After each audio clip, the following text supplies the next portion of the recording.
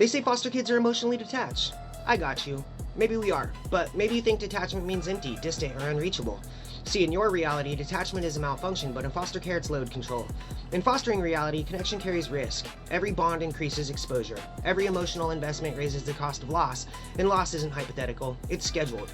So the system inside you adapts. You don't stop feeling, you limit the throughput. You don't shut people out, you manage their access. Because the unfiltered attachment does not create safety. It just multiplies the damage when the ground shifts again, and it will shift again.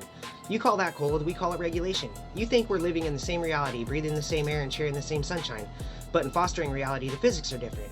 See, in your world, emotions are processed privately, but in mine, they're monitored. You get support, we get assessments. You get care, we get compliance plans. You get therapy to explore who you are, we get therapy to correct how we respond.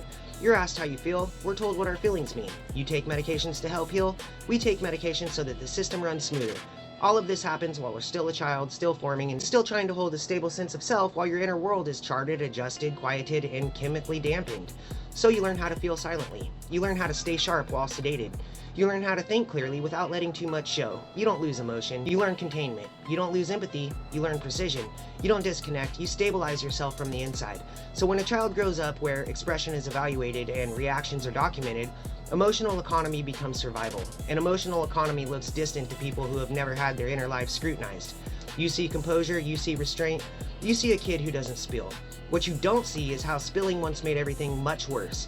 So when we grow up self-governed, internally quiet, tightly held, you label us detached. You tag us avoidant, and you route us into more treatment meant to loosen something that was engineered to hold. But here's what never gets said. We're not distant because we don't connect. We're distant because we connect intelligently. We learn that intensity attracts attention. We learn that vulnerability invites intervention. We learned that being readable makes you adjustable, so we become unreadable on purpose. A child who controls the access to their inner world can be easily reshaped. A child who maintains identity under pressure resists erasure, and a child who stays internally anchored survives systems designed to override autonomy. So you call it emotional imitation. You call it relational difficulty. You call it something that needs fixed. I call it mastery under constraint. And had I not become exceptionally skilled at self-emotional regulation, at managing feelings, identity, and awareness inside a reality built on observation and control, I would not be here in your world explaining any of this from mine.